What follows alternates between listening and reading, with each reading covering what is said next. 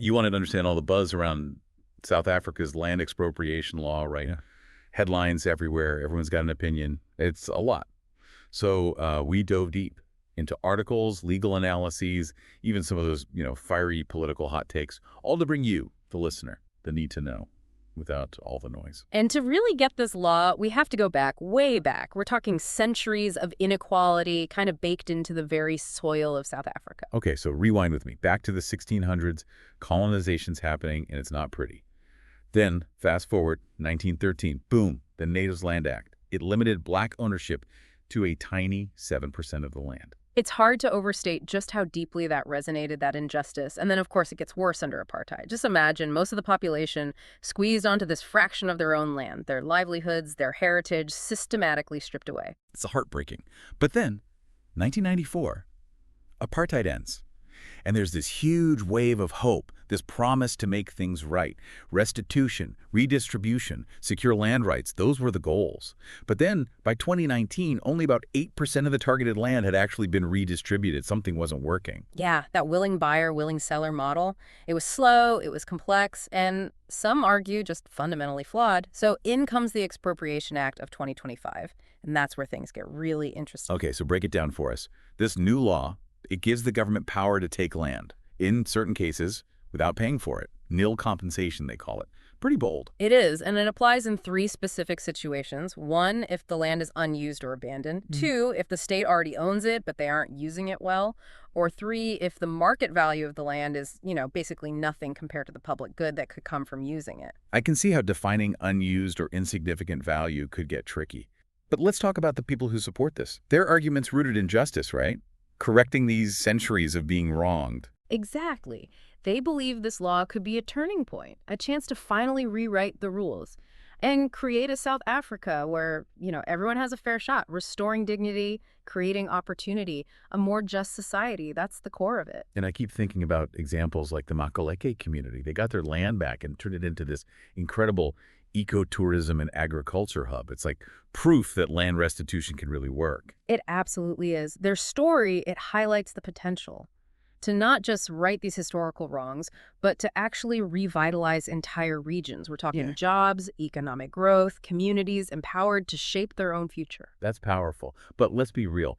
Anything this complex, there are going to be concerns, right? Yeah. What did the critics say? Well, there's this fear of what happened in Zimbabwe back in the early 2000s. Land seizures, economic collapse, the whole 9 yards. And people are using this term Zimbabweification. It's a powerful image. I can see why that's a big worry. They're worried that South Africa could go down that same path. Yeah. There's this fear that expropriating land without compensation will just scare away investors, trigger this massive capital flight, and ultimately just cripple the South African economy. So instead of fixing inequality, it could actually backfire and make things worse. Yeah, that's the worry. And then there's the whole corruption angle, right? Critics are concerned that this power to take land without paying could be abused. It could become this tool for personal gain, lining the pockets of well-connected people while those who actually need land are left with nothing. That would be a devastating outcome. What about the social impact? I imagine this is stirring up a lot of emotions, right? It is. There's concern that the act will just heighten racial tensions, particularly, if white farmers feel like they're being unfairly targeted. It's delicate.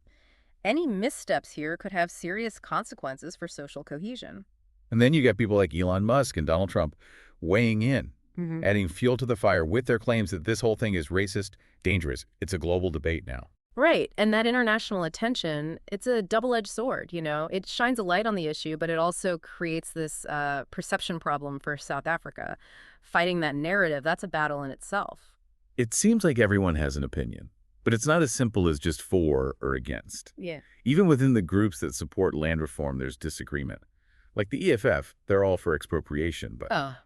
They'd argue it doesn't go far enough. Their leader, Julius Malema, he wants the state to be the custodian of all the land, much more radical. They see this current act as like a watered-down compromise that doesn't truly dismantle this legacy of inequality. Wow, so they're pushing for something even more dramatic. What about the ANC, the ruling party? They've had a, shall we say, complicated history with land reform. Oh, their stance has definitely evolved. Initially, they were opposed to taking land without compensation, but they've come around. possibly due to pressure from the EFF.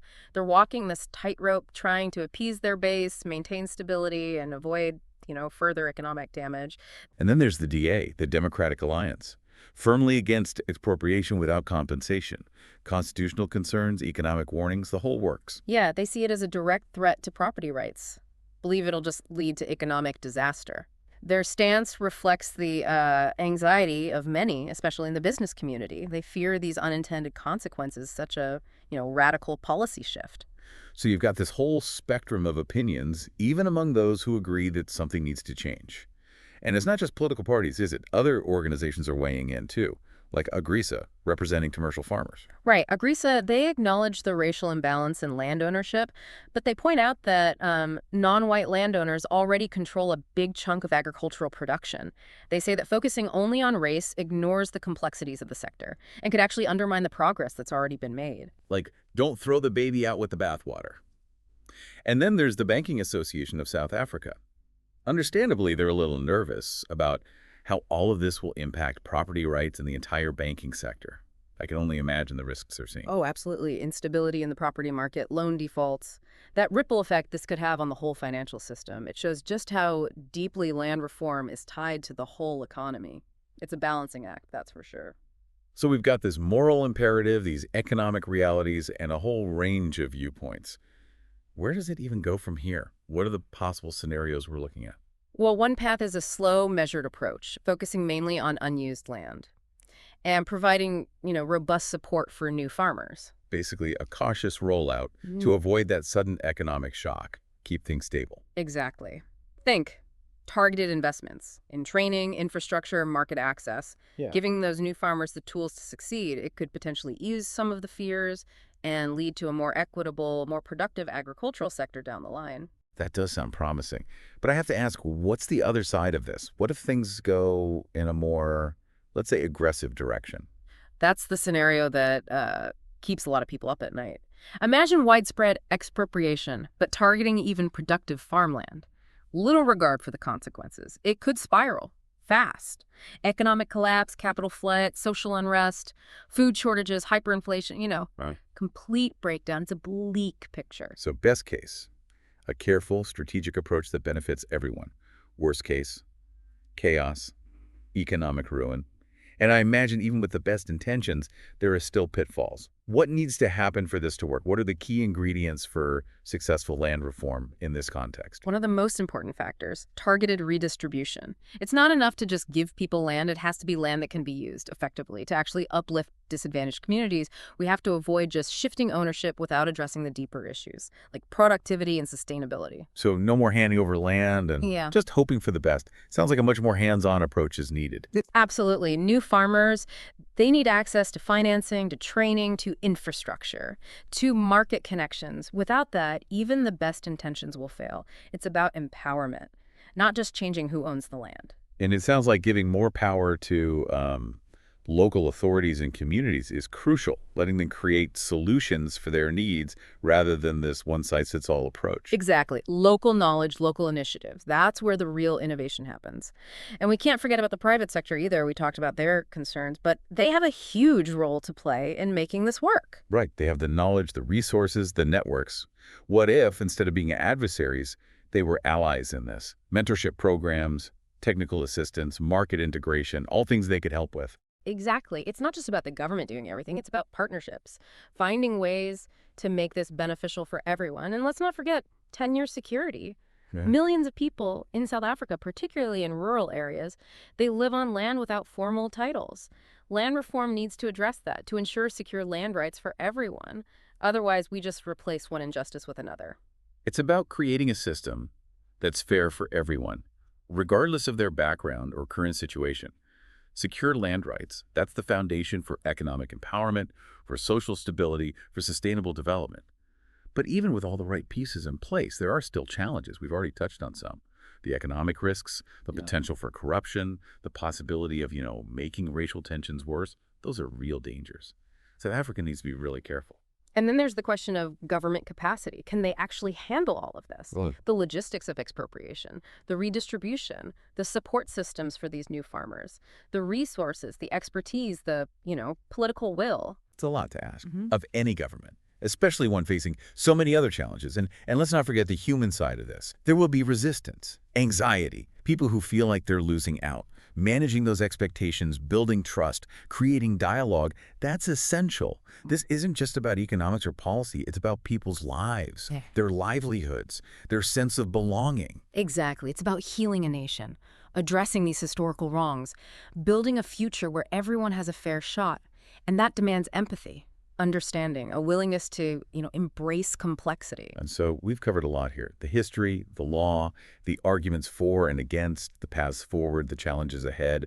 What stands out to you the most? The sheer scale of it all. It's not just economics, it's not just law, it's history, it's morality, it's identity, it's the very fabric of South African society. It's balancing these competing interests, managing expectations, and just navigating this minefield of potential problems. It's high stakes, with potentially huge rewards, but also just devastating risks. And the outcome, it's far from certain.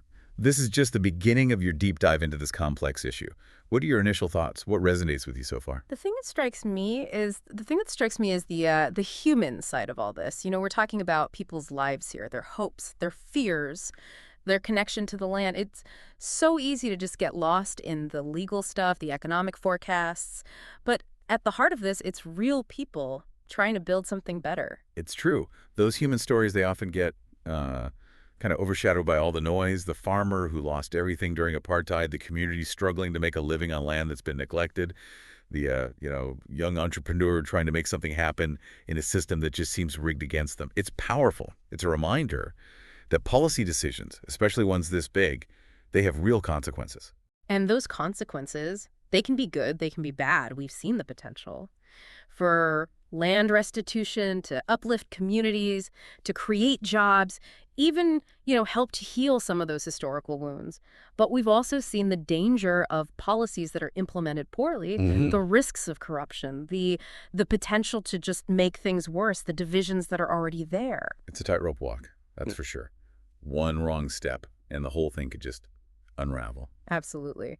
One of the most important things for this to work is transparency. This whole process, it needs to be open, accountable, free from even the appearance of corruption. If people think it's unfair or biased, the whole thing will backfire. Right, so like no shady deals, no land just ending up in the hands of, politically connected people. Everything needs to be above board. Exactly. Every step of the way. Clear, transparent, Yeah. with clear criteria for how decisions are made, fair valuations of the land, and a system for, resolving disputes. And we can't ignore the legal stuff either. We've heard a lot about property rights, and those are in the South African Constitution. Right, and that brings up a whole other layer of complexity. How is the government planning to navigate all those legal challenges? Well, they're saying the Constitution does allow for expropriation without compensation in very specific circumstances. But it's a gray area, almost certainly going to end up being debated in court. So yeah, buckle up. It could be a long one. It sounds like it. And it's not just about the letter of the law, is it? It's about the spirit of the law, the sense of fairness and justice. You're right. If this expropriation is seen as, arbitrary or unjust, it's going to undermine the rule of law. It'll erode public trust. The government needs to be very careful about how they do this. So it's finding that balance between addressing the injustices of the past and respecting the rights of the people who own land now. Exactly. And that balance, it's going to look different in every case. You can't just have some formula. You have to look at the specific situation, the history of that land, the impact on the people involved. It's a nuanced approach. It's case by case, requires dialogue, negotiation, compromise. It sounds incredibly complicated. Where do you even begin to untangle something like that? It's going to be a long process. It demands patience and commitment from everyone involved. And speaking of everyone involved, we can't forget the communities that are at the heart of this. How do they have a voice? How do they make sure they're heard? That's so important. This can't just be something that the government imposes from the top down.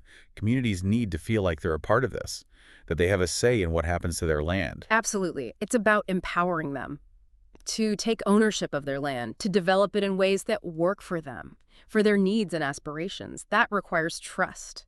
collaboration, and a willingness to listen to, all these different perspectives. It also requires a shift in how we think about this, away from this zero-sum thinking that's kind of dominated so much of this debate.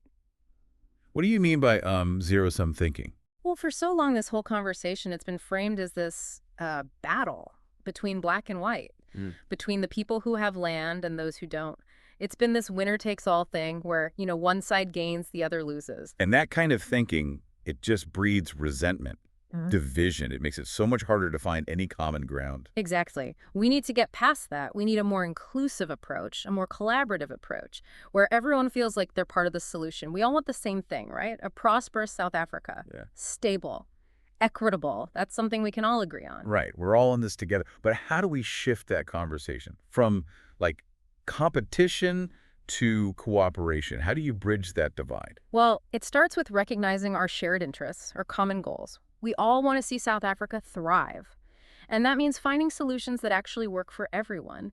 And it requires creativity, innovation, new models for land ownership, for land management, for production. Models that are equitable and sustainable.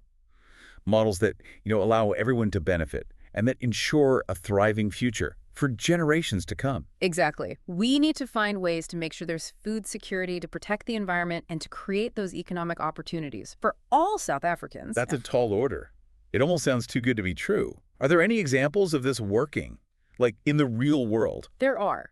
There are inspiring examples all over the world of communities who have found ways to manage land together, to restore ecosystems that have been, damaged, to create these thriving local economies. It's about thinking outside the box, challenging the old way of doing things, finding solutions that work for people and for the planet.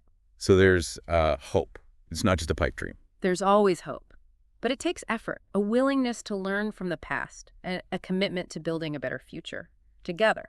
So it sounds like land reform in South Africa, it hinges on more than just laws and policies. It's about a, fundamental shift in mindset. You got it. It's about moving past that fear, that division, and embracing the shared vision of a more just and prosperous society. And that's a challenge that goes way beyond just land, doesn't it? It's about addressing the wounds of the past, the legacies of colonialism, of apartheid, and creating a nation where everyone feels like they belong. It's a journey. It's going to take time, patience, and a lot of hard work, but it's a journey worth taking.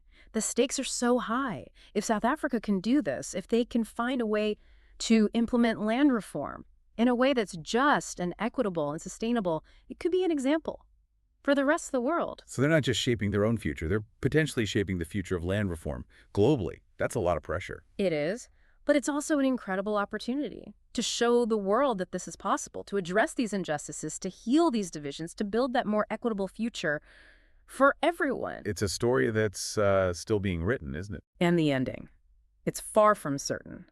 But it's a story worth watching. A story that could change how we think about land, about justice, about what's possible when people work together to build something better. Thinking about all of this, it really hits me how much is riding on this, not just for South Africa, but for, the idea that we can actually fix things like this, these deep historical injustices. Yeah, it's like South Africa's carrying the weight of history, trying to move forward in a way that remembers the past but doesn't let it, completely control everything. It makes you wonder, what does success even look like here? Is it even possible to do real land reform without, crashing the economy or tearing the country apart? That's the big question, isn't it? And I don't think anyone really has the answer. There are so many factors, so many potential problems, so many things we just don't know. But I do think it's possible. It has to be. But it sounds like it's going to take a lot more than just good intentions. What are the things South Africa really needs to get right to make this work? Well, I think first off, they need to be really focused on transparency and accountability. Every step of the way needs to be open and fair and, above board. No backroom deals, no favoritism, and absolutely no corruption. Right, because even a hint of corruption could just ruin the whole thing. People need to believe this is fair and just, or they're not going to support it. Exactly. And it's not just about giving people land. It's about giving them the tools to succeed. Yeah. New farmers need support. They need training. They need access to markets without that they're set up to fail. It's about creating a system where everyone has a chance to really thrive, not just, scrape by And it sounds like a big part of that is changing how we think about this, getting away from this us versus them thing. Absolutely. Land reform can't be a zero-sum game. It has to be something everyone works on together, a win-win for everybody.